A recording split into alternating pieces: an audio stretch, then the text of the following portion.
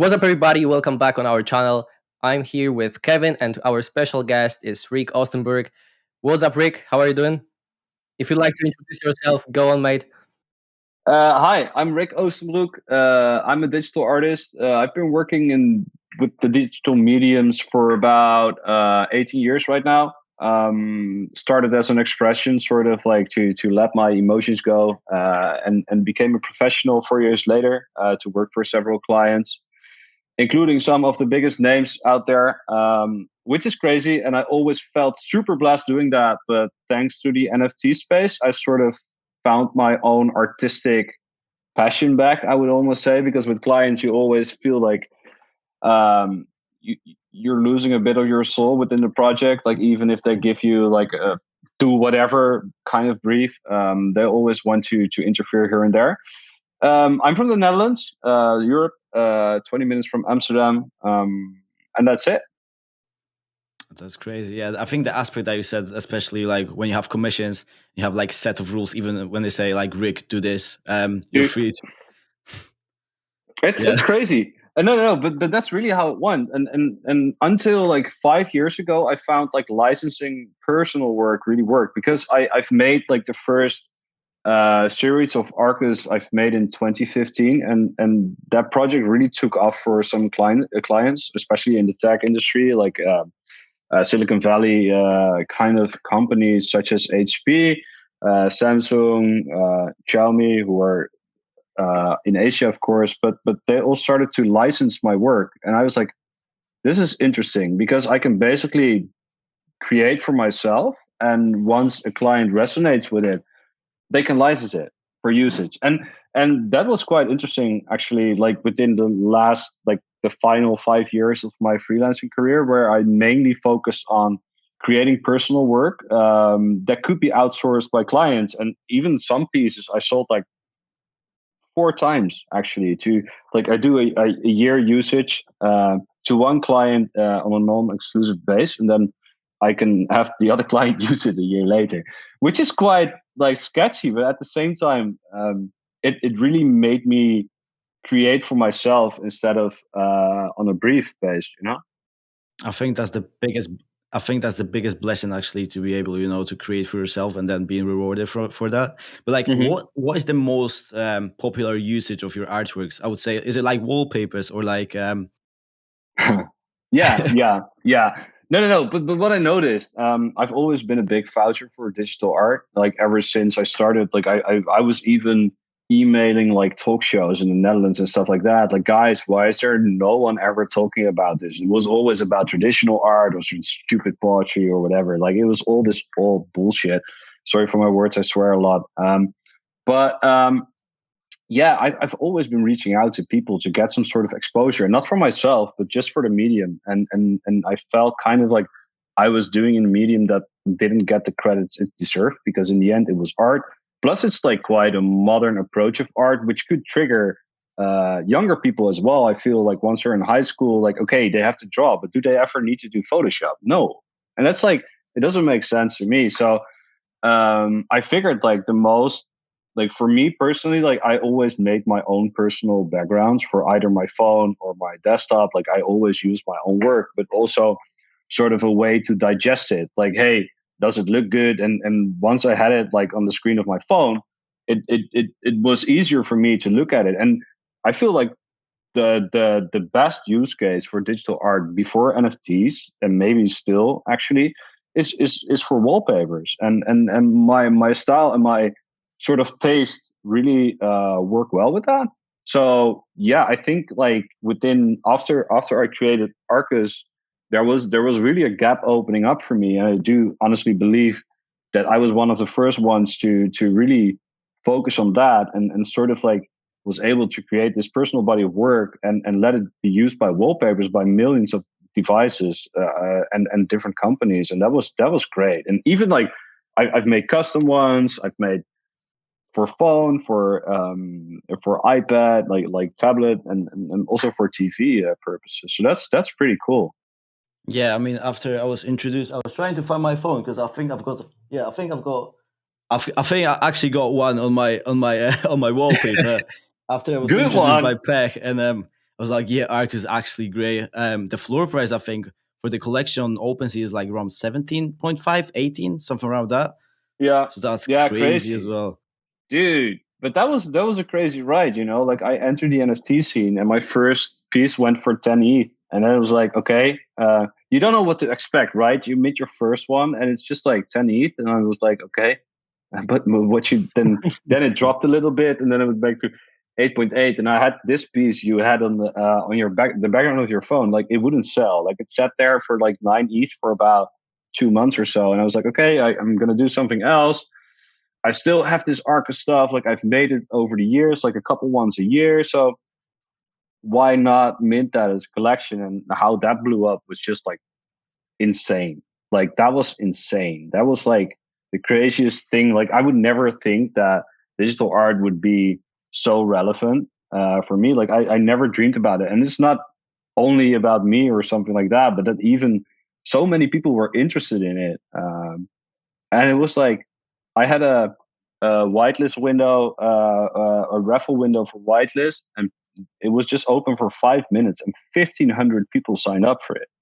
Oh shit, That's that's a lot. crazy. That's a And crazy that was amount of like that people. was from 1.5 ETH. And imagine like what the fuck is happening, because ETH was at 4K around that time. So it's like $6,000 for a piece of art of mine. That's crazy, Yeah, I mean, you right? must be feeling over the moon at this moment of time. Dude, but it was over the moon. But at the same time, like there was so much more involved than minting a one of one, right? Like I had a Discord, and I had expectation level from holders. I had I had secondary market activity.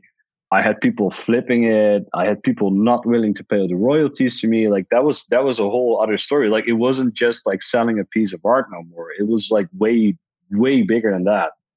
And like Yeah, you can't anticipate on that. Like that was crazy.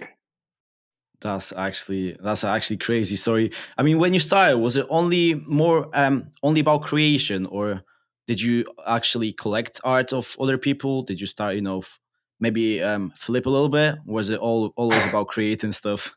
Because Uh, you know how the NFT space looks like more of it's all about money and stuff, but you got the artistic side. That's, I uh, think, it's more appreciated now when the market is down and people actually turn to art, just like they did at the beginning actually, when there was no like profile picture project, I would say, at the yeah, beginning, like that many of them, but it was mostly focused around art. So um how was it look like for you at the beginning?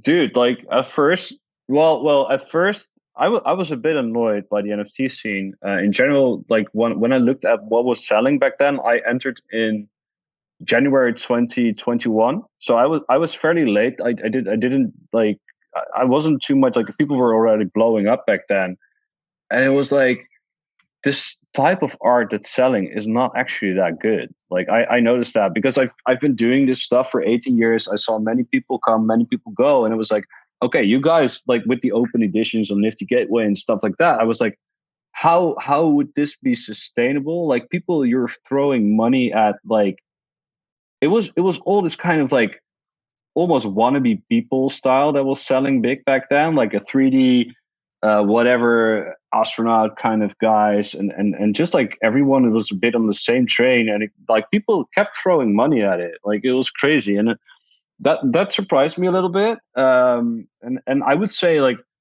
I've always tried to avoid trends within whatever I do, to stay sort of original, or eventually like sometimes I wouldn't say create trends or something like that, because it sounds a bit cocky, but I'm sure that I've had some influence on many creators. But yeah, I didn't felt it was that healthy, and I also felt that it needed time to educate people a little bit, like what's cool, because back then it was like mainly 3D art, with like the perfect loops and blah blah blah, and then it shifted a little bit, I think, towards like more traditional and photography mediums. Photography is doing really well, although I always hear photographers complain that no one's seeing them. But I'm like, guys, you guys are pretty fucking well in this space. Yeah, look at Drifter, Um, for example. Yeah, yeah, Drifters. yeah, but that's like it's more about the original approach right now, or about the person behind it, and not so much about like the moving JPEG anymore or whatever it looks about. Like people are becoming brands, and I think that's super interesting. But yeah, when you ask about like first, I was just here to sell, and then I started to collect a little bit as well, but mainly with a focus on people that could use the support, that I could boost a little bit, and I saw some talent in, and especially like I'm not gonna collect of like, okay, I got a couple of pieces of Ruben Wu, for instance, who's like my favorite creator, but I'm like, would he benefit from selling a piece to me in the end? Like, I don't think so. Like there are many more people that are not as seen as he is, that have some sort of talent that maybe no one ever seen. And I noticed like once my following was growing, that some sort of like once I collected a piece of an artist, eventually some people followed my step in that case, and that was really cool. Also intimidating, but somehow like you're more an advocate right now of like what's legit and what's not, which I think is super good and healthy for the space, like letting artists judge whatever stuff is good, compared to a crypto bro who's like saying, yo, this is dope, man. Like, no offense, but that's kind of my sentiment about it. Yeah, I mean, that's definitely something. I mean, even the aspect that you said that you've collected something and then somebody noticed that, and the aspect of, you know, comparing the crypto bros to artists collecting that, that's actually very interesting. And Ruben Wu, you know, we love to have him on the podcast. I think that even Peck was telling about us, like telling about him to us. And when we look about his, you know, artwork based on his photography, like it's incredible, I would say. And he worked with like pretty big companies as well, just like you. But I think that photography scene, just like you said, mostly bases on the artist, on the person that takes the photography.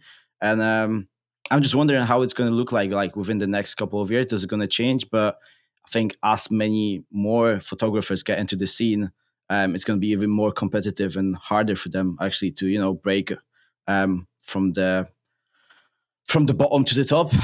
For sure. I like think it's very hard in general once you enter right now to be seen at a point like all unless you had, well, you already had a big Twitter following, but to be seen right now and be like this 18-year-old guy who just finished school and want to pursue like an artistic career, like it's going to be so hard, because you notice like how much art remains unsold. Like the supply is insane and the demand is so much lower, especially Yeah. given the current market. But even during the bull run, like not everything sold, right? Like there's so much art left everywhere, and so many people give up on that. Like, and imagine that they will give up on this entire artistic journey they're on right now because you're like, oh, there's nothing for me in here. Like I had so many friends who were really like OGs of creation. Like they were already creating before me, and they had a great successful run for the biggest clients in the earth. And they left the scene because they didn't felt like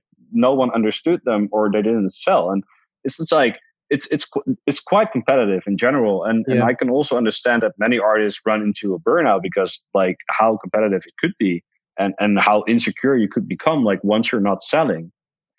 Yeah, because like without a unique idea how to grow the Twitter, for example, is so hard.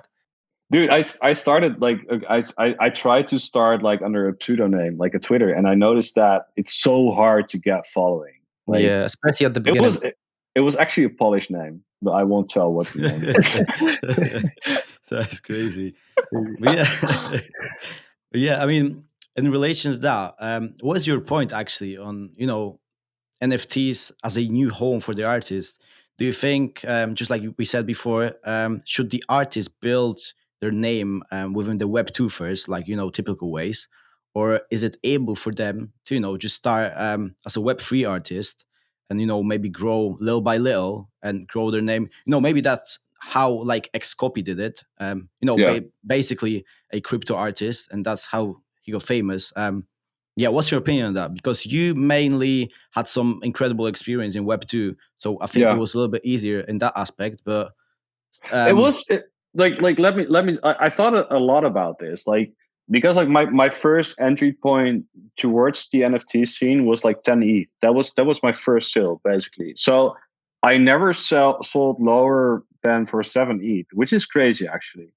But imagine if you're this younger artist, but you see it with Grant Griffin Young, for instance, right now with OXJO, with Omentioven. I never know how to pronounce his name, but those guys literally like they grinded their way up, and that's amazing. Like so they made lots of volume, like not too much, but they sold for like 0.1 ETH in the beginning, and right now, like I think Grant sold one for like 38 ETH overnight again, like last night again. I'm like, that's fucking amazing, because like with this growth, like collectors can see that you can actually profit from this artist's work, right? Like you make many people profit that way, and that's like something which I admire, because I think like that's the most ideal situation. Like once, like even for me, like I'm mostly happy when a collector could profit from mine. Like Kryptonio bought a piece of mine for 8.8 ETH and sold it for 34 ETH after a year, and stuff like that is like that's amazing, right? Like it shows the true value of digital art. It's not really about the primary sale. I feel like, of course, it's nice. It's a nice pat on the back, but like a secondary shows that you have a brand that people profit from, and I think that's pretty cool. But yeah, sorry. Back to your question. I think it's definitely doable, but you just need to grind nonstop, and even like be active, create a community. Always sounds a bit cringe, but just like share, support others, connect with people, even go to events that are nearby and just show up and show the progress of your work. I mean, like once people already love your work and you sell for 0.1 ETH and you're in the start of like a beautiful journey, you can sell for 100 ETH 5 years later. Like that could all happen, but it's just about dedication, motivation, but also like you need to make sure that you have a unique voice, and finding that signature style simply takes like ages. And that's also what I tried to say. Like people often ask like, yo, Rick, do you want to make a tutorial on how to make your art? And I'm like, no, fuck no. Like just find your own way. Like, right? Like find your own path, because everybody is following the same tutorials. And yeah, so I feel like a web 2 name like definitely helped me. Like otherwise I wouldn't have sold for 10 ETH. But at the same time, it still opens up for like I also see people with like 400,000 following on Instagram not even selling for 1 ETH. And I'm like, okay, how, like it doesn't always, like there's no logic behind it. I feel it just depends on like how much you care about the community and how much you care about the space, I feel. Yeah, I think we're in a pretty good actually moment right now, in the bear market, when you can actually build your own personal brand within the Web3 space, and maybe start doing that little by little before, the next big bull run.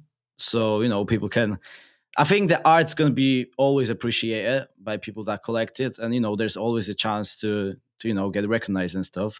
But yeah, when it actually comes to the future of the NFT space, do you think that we're going to see an increase of artists like leaning towards Web3? Or, the opinion on NFTs, it's not that positive, I would say, in a general opinion. I mean, if you're thinking about it logically, and when you see like all the headlines, or this Bored Ape has been sold for $1 million, and then you're like, oh, NFTs are bad for environment and stuff. Do you think that the negative opinion can kind of keep them from being interested from the NFT space? Yeah, yeah, of course. I do feel like it also really depends on what country you're in. I feel because like you guys have the UK and Poland as reference. For me, it's like the Netherlands. But all you see within the media is like, oh, this guy bought a Bored Ape for $50 and he sold it for $1 million. Like that's the only news, and it's just like I actually I'm working in a shared space, and a client of like someone who's in my sitting in the same space came to me like, hey, do you know what NFTs are? And I'm like, okay, I'm explaining it to him and blah, blah, blah. I mean, like, so not many people are aware of the power of it. And I think that could change. And definitely, like, I can't predict mass adoption. I hope it will happen. If it would still be NFTs, like in the name, I don't know. I think you have so many different aspects and so many different layers, such as membership, you have art, whatever. Gaming industry. Sorry? Yeah, gaming industry. Dude. So huge. Dude, for sure. And like I think it will. We're just getting started, and like the bigger brands are entering it as well. Like actually, how you call it, like the postal office from the Netherlands is going to start like crypto stamps from now on. So you don't have like this thing on your letter anymore, but you can collect like digital stamps instead. So what they do is like putting a QR code on your letter. You can scan it, and you Hmm. collect, like you get the stamp digitally in your wallet as well It's an as an NFT. NFT. Oh Yeah, shit, and that's crazy. that means like the local government is already thinking about it. So even if those like institutions are already accepting it, sort of, I feel like it's gonna be magic like within 5 years from now on. And of course, we can't predict like how it looks like. But what you mentioned, just like gaming, dude, like I've been playing Fortnite for quite a bit. Okay, I still feel like a 12-year-old wants to say that, but like that's sort of system. Imagine that, like with all the cosmetic things and the way you can earn tokens and whatnot. Like it could be amazing. Yeah, I mean the aspects of, I don't know if it's gonna be good for the companies that are behind it, money wise, but for the gamers and for the people that play that, massive aspect, I would say that would change everything.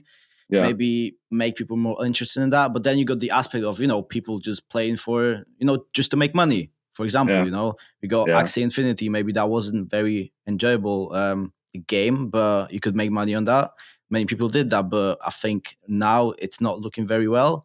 Um, I'm not really sure how is it looking right now, but I know that But many it's the people. same. Like think about Ultimate Team or whatever Oh Fortnite. Like you're just throwing in money, right? Like you don't earn anything from that. And Yeah. and what if there's like, okay, you throw in money, but you get at least something in return, is already a big win in my humble opinion. Because right now I used to play Ultimate Team a lot, and I threw like hundreds of euros in it a year, and then like in after like team of the season has wrapped up, you're like, okay, what now? That's it, right? Like, hey, bye bye money.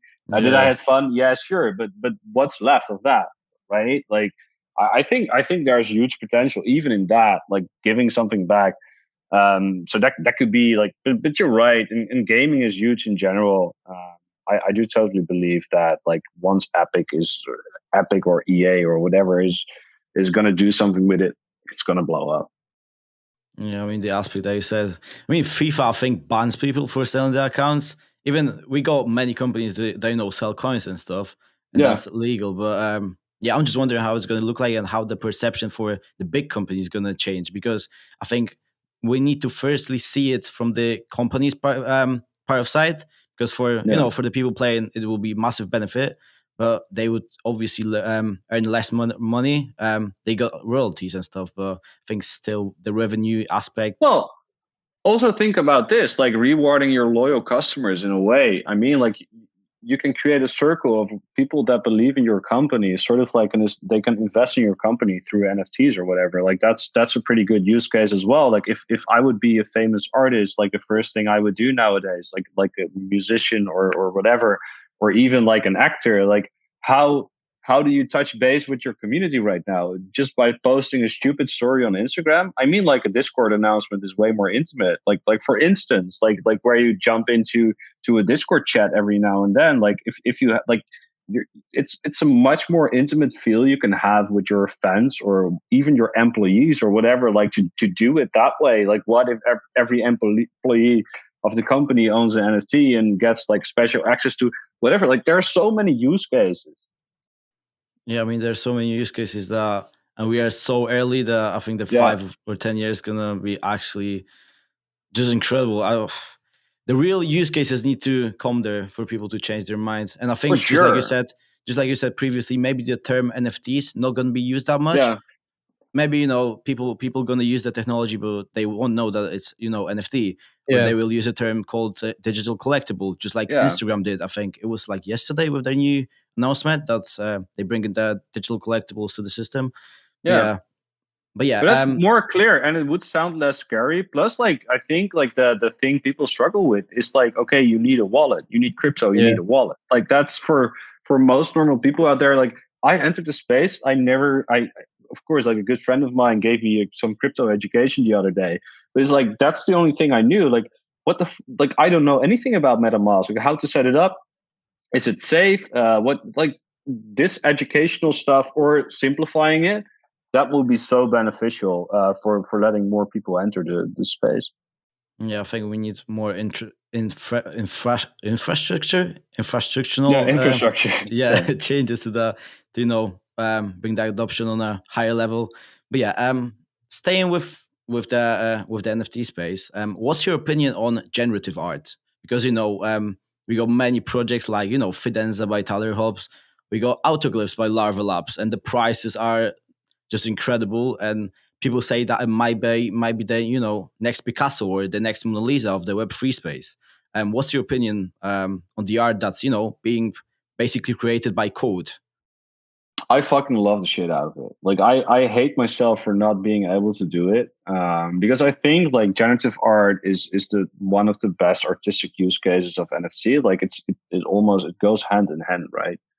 Because it's code, and those guys have been around forever. Like a Tyler Hobbs has success for clients and stuff like that. But this is just like amazing, and he gets all the respect he deserves. And even like he tweeted, I replied on a piece of his, and he was like, "Oh, bro, I love your work for years," and blah blah blah. And I was like, "What?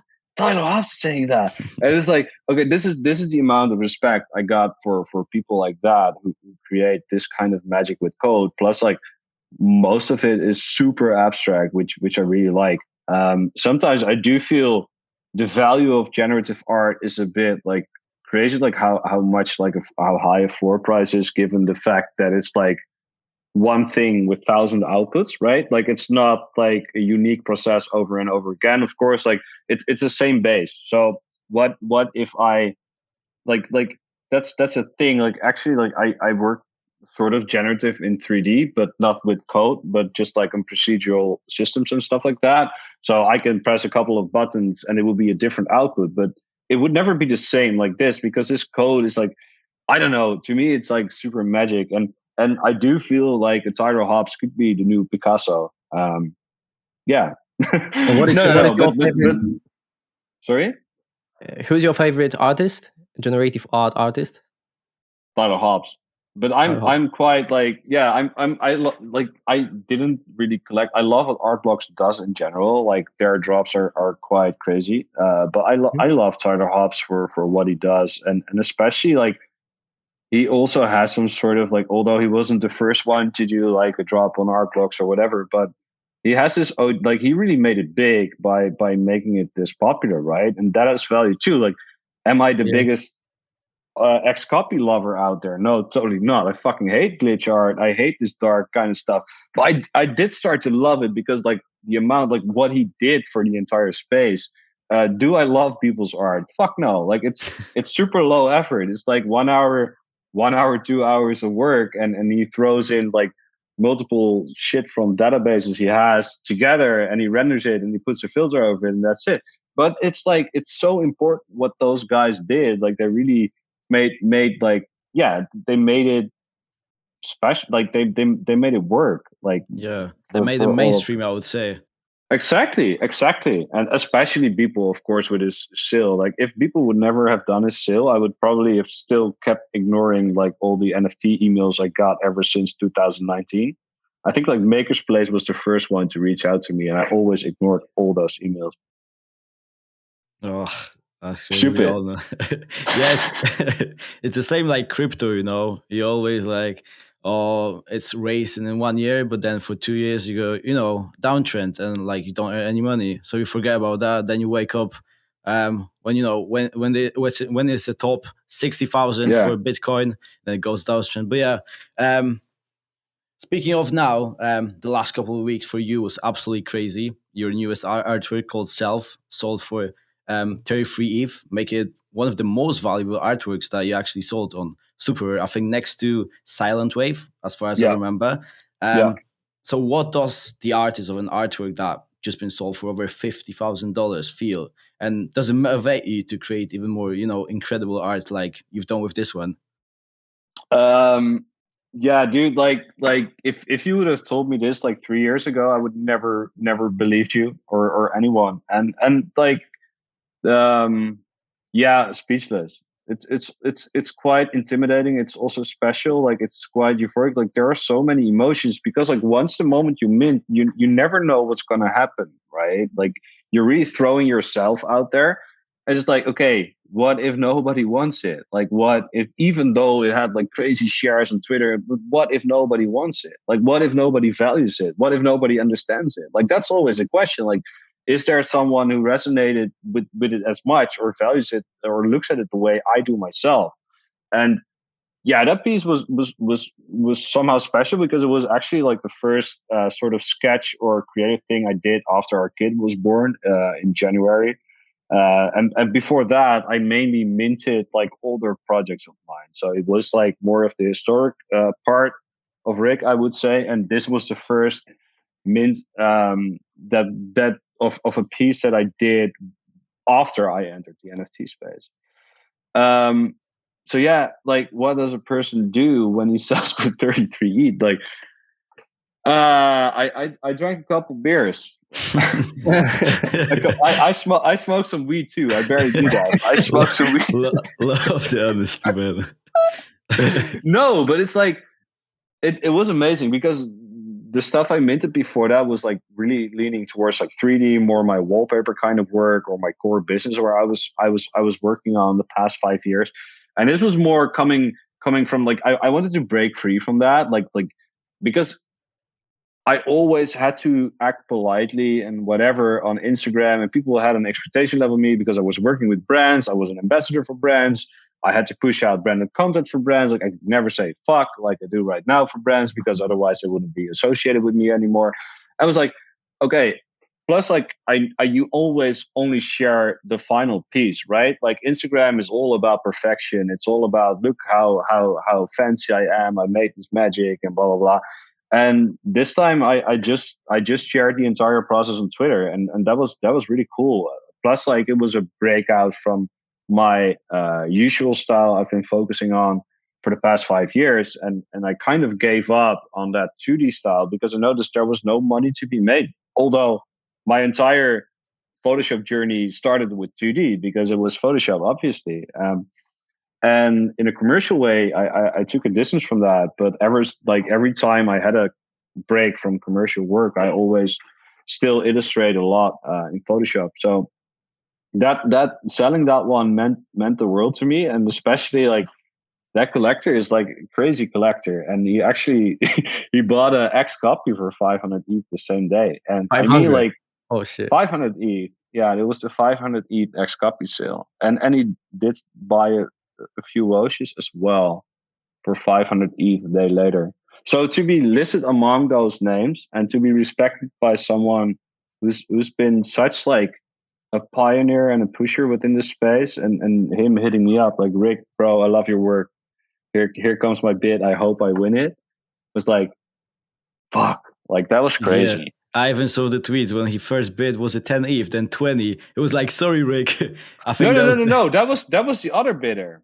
Oh, that was the other bidder. That was the other bidder. I had two people super interested in this piece, but then, like, yeah, I mean, like, it's just like to have this amount of support, and it's not like that only collectors support me. I think it means a lot to collectors. Once fellow creatives support a creator, like, it's sort of like, okay, you have a legitimate stamp over it. Like, okay, this legit artist. Like, I had DK Motion commenting on it. I had this guy from Invisible Friends who was just like commenting on it. I had Ruben Wu sharing it. Like, I had so many like positive feedback from the entire community, and not only from collectors, that it's just like, fuck, like, people actually. And then I put the reserve, and an hour later, like, the reserve of 30 was hit. And then then I heard from the collector who triggered that auction that he was actually in Disneyland, so he forgot his treasure while he was outbid. So I was like, holy shit! But still, I mean, it's a crazy ride. Crazy. That's a crazy experience. Must be. Yeah. And for the guy that missed on the opportunity, well, what can you There say? will be more. There will be more art. Like, I'm working on so much stuff, and especially like I'm really trying to explore more right now, and just focus on me instead of like, okay, what do other people think of me? Because at some point, once you grow a big following, and I struggled a lot with that. Like, on Instagram, I had like 100. Ever since I had 100K followers, it really blocked me from being me, and I was just overthinking. Like, oh, whatever I post should be really perfect, should be really good. Yeah, And right extra now, pressure. yeah, for sure. And all of a sudden you kind of lose it, and you have brands working like, hey Rick, we're on this campaign. We would love you to post like 5 stories of this, and then a feed post, and then an Instagram reel. And I'm like I really became a sort of slave of the industry in that way. And right now I feel like, okay, I can just swear on Twitter, and I can just bash and be me, and just like go nuts. And that's just like, that's the process I'm still going through, but it's getting better. And this was the first step of that. And I have more one-on-ones lined up, but I also want to do like a collection, sort of like drop after, to see if I can do something like Arcus without devaluing Arcus. So just more like having more pieces of the same, because like what I hear a lot is that people like, it's simply my work got way too expensive, and I feel sorry for that, because like that's never intended to be. But also with Arcus, like I wanted to sell it cheap, so I sold it for 1.5 ETH. A day later, it was 12 ETH, and it's just like, fuck, right? Like, no, but it's super cool. But I was hoping that it would go like 1.5, maybe 2, maybe 3, like some flipper. But this was just crazy, and yeah, I need to find a way to have more collectors on board. So I'm still really thinking like, what should be the approach for that? Should I do editions, or should I do a massive collection? Should I look into the generative art of it? Like, what would be the best approach? So that's always a trick point for artists as well. Like, what will be your next move? And that's where the pressure comes from within this space. Instead of like social media presence, is really like how to take care of your brand and how to not devalue your brand or upset previous collectors. Do you have some sort of idea how the next big collection that you're going to be putting out, is going to be looking like? Do you have any, thoughts about it? Yeah, I'm leaning towards like 3 directions I have right now. So I just need to make a decision, and every direction already has like 10 outputs, like 10 different sort of pieces, and it's just like, should I do trades and stuff like that? Like, do I need to think about it? Because within a generative project, it's quite easy to do that. But for me, like, I still really hadn't made what I do. So how to add that? Isn't it too far fetched? But yeah, I definitely have things in mind. I also already did a lot of stuff. So I hope before the end of the year that I can do like a massive collection drop. And massive, I'm not talking like 1,000 pieces or something like that. Like, it's just like maybe around 100 if possible. Because like I rather focus on quality instead of quantity. And that's really important. That's what my brand is about. And I shouldn't go for like an open edition or whatever and lift the gateway, because yeah, of course they approach me as well. I'm like, no, I really want to keep everything in my own hands, and consider every move I do, and also like talk with my collectors about like everything I do. Not with every collector, but I'm quite close with plenty of my collectors. Yeah, I mean, I think it's especially seen on your Discord, Even I think Per got his own channel on your Discord. I came in today and he texted us, I see you guys. And then we saw his channel, and I was like, oh shit, he got his own channel on your Discord. That's crazy. Like, that's crazy, Yeah, but that's it. It's not even my Discord. Like at peak, it was all about Arcus, right? Like everybody's just like, when this, when that. And after Arcus, it was just like, I thought like, okay, my Discord days are over. Like nobody gonna post, because I've been in some creators Discords, like artist Discords, and no one ever talks there. It's like, yeah, sometimes once every 3 days somebody drops a GM and the artist isn't responding. But like I'm a cigarette smoker, so I always check in while smoking my cigarette and doing my Discord at the same time. But yeah, like to have those people engage with each other, and helping each other and collecting from each other. And Per is a great example of that. Like, he had to lend 1 ETH to be able to go for that Moonbird raffle, and someone from my Discord lent him 1 ETH to do that. Oh, and yeah, I'm not sure if I'm allowed to tell this, by the way. No, it's fine. Yeah, but it's just like a group of friends, and the good thing is like we also have women in there, which is great. It's like creators and smaller collectors who just have fun and look out for the new either project or retweet each other, and that's amazing. That's Yeah. really cool. Yeah, it's like a family around your person. So Yeah, it's but crazy. exactly, and because I live in this town, it's like 60,000 people or something like that, which is 20 minutes from Amsterdam. But I don't have anyone around me to talk about NFTs, which Yeah. is good because I can somehow like once I'm here drinking beer with friends, like it's about football or whatever, like it's just like the daily small talk.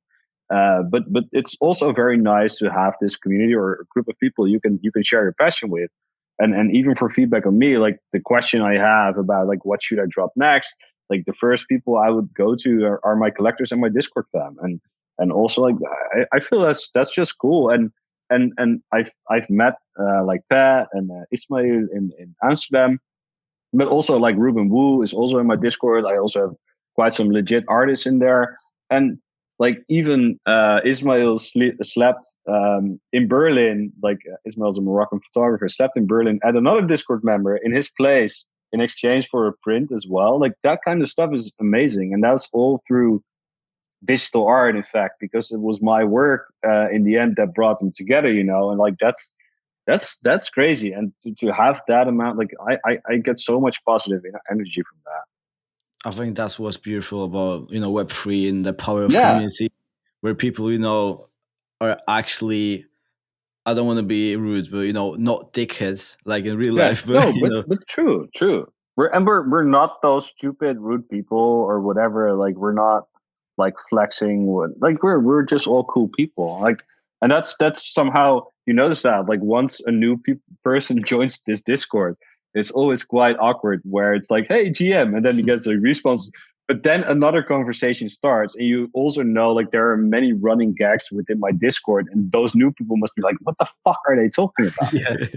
This isn't about crypto or NFTs or what am I here for? Like it must be quite intimidating as well. But yeah, it's been live ever since October, um, and yeah, like it's a blessing. I felt it was a curse first, but I got to let go a little bit of it, spend less time in it because like I always had the feeling first because it was my Discord. I needed to respond and I needed to be nice. And right now it's more like fuck it. Like I give Pat his own channel. Like I can be not responding for a day and there's still like 300 to 400 messages. And that's the beauty of Web3 for real for me. Yeah, I think people underestimate the power of networking, online networking especially. Yes. Yeah, and as a creator, like you really need to like that aspect, I feel, to be Yeah. able to make it. And I really sincerely love online communities ever since joining DeviantArt back then. I just love that because you can find like-minded people. Like you're not how you say it, like geographical. It's not geographical decided like who your friends could be. Like this is all like it could be the same like-minded people from wherever, and they're not easy to find out here. So why not look for it online? And it could be super beneficial, like for crypto knowledge, but also artistic feedback and stuff like that. Like I had on this last piece that sold for 33 ETH, I had someone in my Discord telling me like, Rick, bro, you use noise, but you should use the monochromatic noise instead of the colored noise. And I'm like, okay. But then I tried it and it worked. But those small things, like so beneficial to have like-minded people or people with that knowledge around you. And in that case, like you can only make each other stronger, I feel. Yeah, I think that it is actually the future. The Yeah. creator economy, when you share everything with your with the people that either support your work or you have the same passion. And that's what actually beautiful, because I think it wasn't like that back then. It was maybe like you say DeviantArt and stuff, but Yeah. I think now it's on steroids actually. Like Ever since Instagram, like Instagram killed it. Like Instagram, everyone was just in their own tunnel vision, and all you can do is like react with like, "Hey, super cool," and that was it. Yeah. Or you shared a couple DMs. But right now, there's like back in the days, you had MSN Messenger, and even on Skype, I still had a couple of group convos. But back then, in DeviantArt time, I had everyone on MSN Messenger, which is so old school. that is crazy. But yeah, coming back to your work, the one question that we wanted to ask is, it might be hard actually, but you definitely need to have that one. Which project that you worked on in the past is the one that will stay in your head for the rest of your life? Maybe it's the favorite one, or maybe it has this something that you will always remember till the rest of your life, basically. But it's not that hard actually. Like my favorite, like it's not aesthetically, but more what it meant to myself, and as a sort of like I'm always digesting my work for breakthroughs. Like, okay, where did something happen that changed my entire vision or approach to art? In general, like I can say like both commercially, but also NFT related, it should be Arcus. The entire project brought me so much. That I found somehow a way to translate my artistic abstract taste from 2D to 3D, where everything came together, where clients all of a sudden saw me, where I could be more me for clients instead of replicating a sketch they made, where I inspired people to make even tutorials about it, how they thought it was made. Like even if you look right now on YouTube, there are like probably like 12 tutorials about the style itself, which is amazing. There was also lots of drama involved where Apple used like a stock image totally based on that style as a wallpaper for their iMac release. And it won awards in Cannes as well, like the Cannes Lion Award, also with stock photos. So there's a lot involved there, but what I noticed is that something you build in your own time can be so powerful. Like once you just keep on pushing and keep exploring, and that was where everything came together. And yet still to this day, I feel it's still a very relevant sort of style, and I could milk it out till the end of time, and I totally won't do it. But then, like, okay, client wise, that was perfect. But then, like, this entire NFT journey was, although I already minted before that, like, people really saw me after doing that, and like after actually dropping a body of work that was originated from 2015 is quite crazy. But it also showed how relevant the style still is, I feel.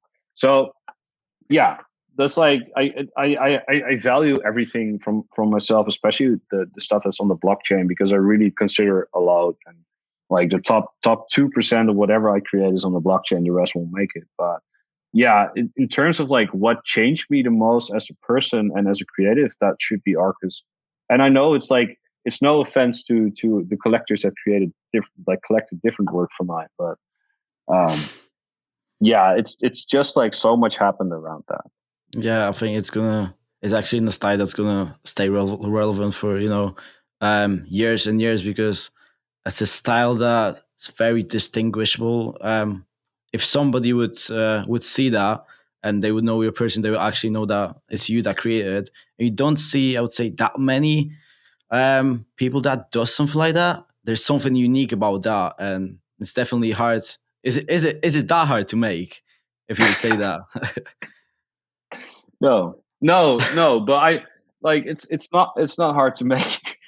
It's just like it feels like so many people try to replicate it, and somehow they never nail like the 100% of it. And I think that's the power, like being able to do something like other people can't really replicate, although they have the technique in front of them, just proves that there's some sort of experience behind everything that happened there. Like my entire transition becoming a digital artist, like everything was put into it. And actually, like every tutorial does it the wrong way as well. Like that's amazing. Like no one ever figured out how I've done it. So that's good. And the thing is, that was also the first time that I really felt the power of community, is where so many people still to this day message me like, hey Rick, did you make this, did you make that? If it's either Mazda or Hyundai or whatever. I think SafeMoon, actually, like the shitcoin, is actually using some sort of Arcus related art as well.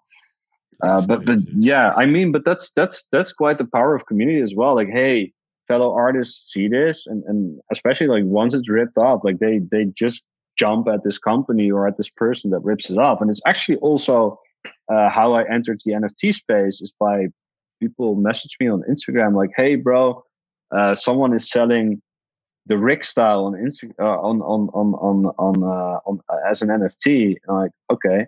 So I checked it on Twitter, and it was like this 888 collector. I don't know if you still remember him. He's quite this big collector who used to throw I think he has his own project, but he slowly disappeared from the space. I don't know what's happened to him. Yeah.